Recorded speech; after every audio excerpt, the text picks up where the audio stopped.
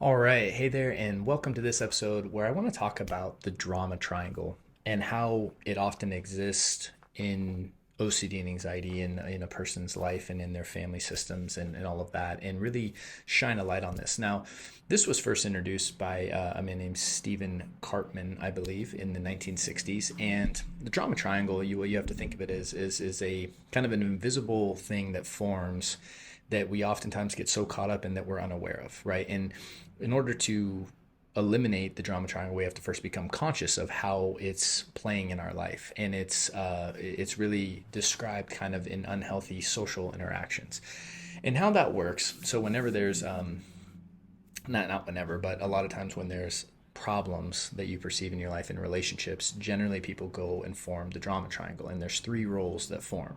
So the first is the victim, and then there's the villain, and then there's the hero in which the person looks to rescue. And a lot of times we'll go into these roles automatically based off our childhood development and attachment theory or attachment styles and all that stuff. So with the drama triangle, first someone generally sees themselves as a victim, and then they villainize someone externally. And then what happens is they look to someone else to save them. So, a good example of this is, in the spirit of politics, so I'm filming this right now on election day in the U.S.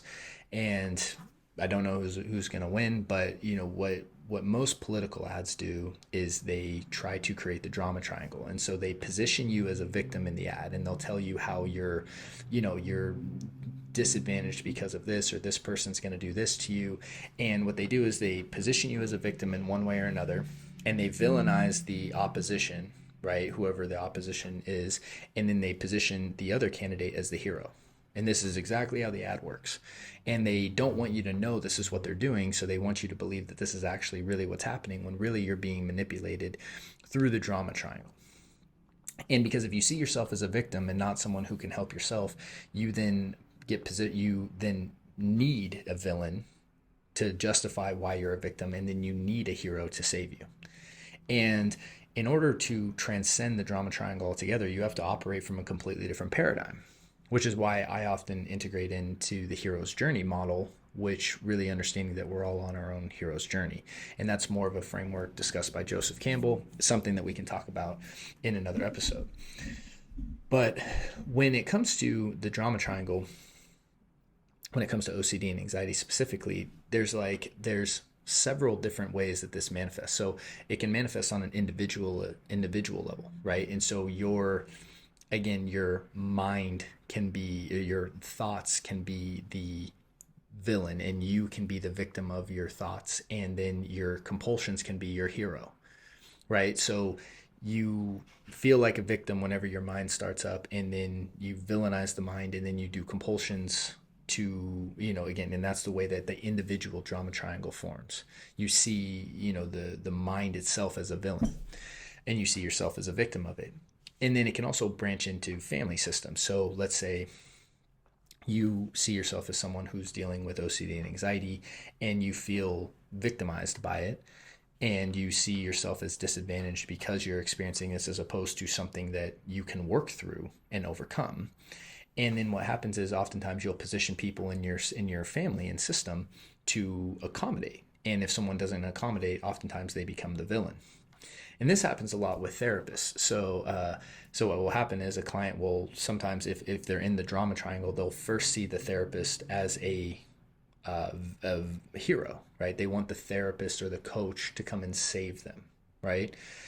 And any good therapist and coach is going to tell you that's not what happens in this process. Is you get empowered to save yourself. There's no therapist or coach that should be positioning themselves as someone who's going to save you, because that's a complete disadvantage to you, and in my opinion it's wrong to position yourself like that. And but what happens a lot of times is the client will come and to the coach or therapist and see them as a hero, and see the OCD or the anxiety as the villain, and the therapist and coach is there to save them from the villain.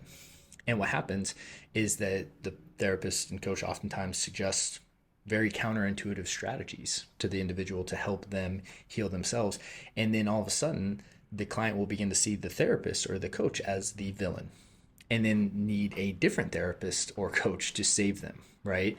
And it's all just a projection. And what's so interesting, or they'll do this in the family system, like the mom or dad, let's say the mom will accommodate and do compulsions and offer reassurance, and the dad won't. So the dad is now the villain and the mom is the hero.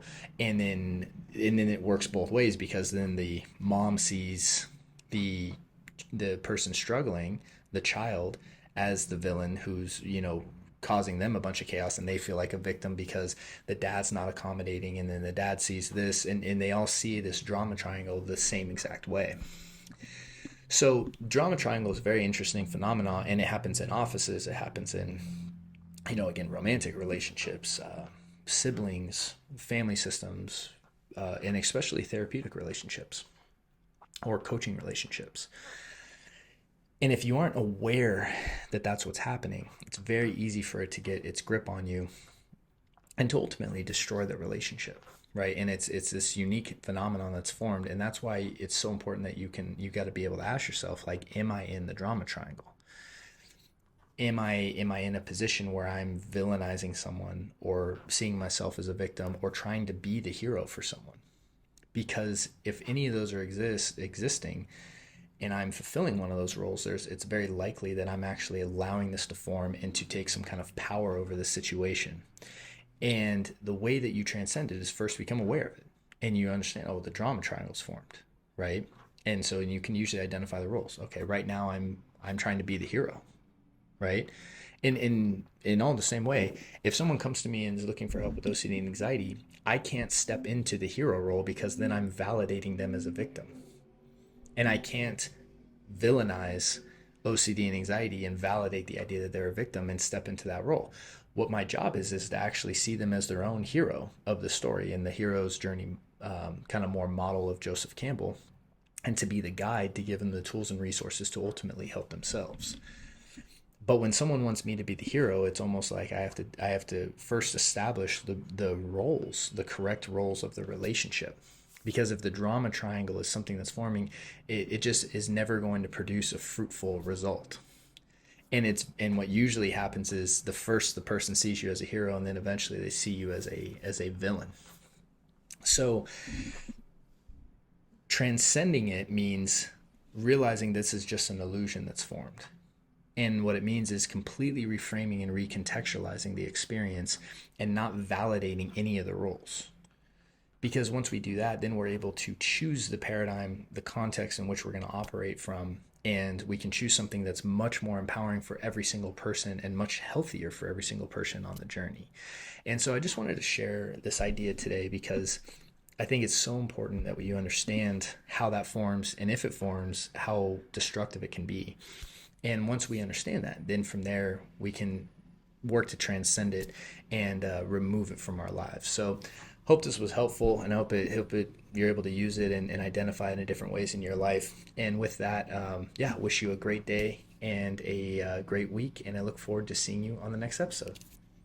Hey there. So if you enjoyed that video, we've linked up a few more videos that we think you'd find helpful as well. And if you have found this helpful, we'd really appreciate your support by liking and subscribing. And if you're looking for help and guidance, please check out restoredminds.com, as we have several options for you to get started. See you guys soon.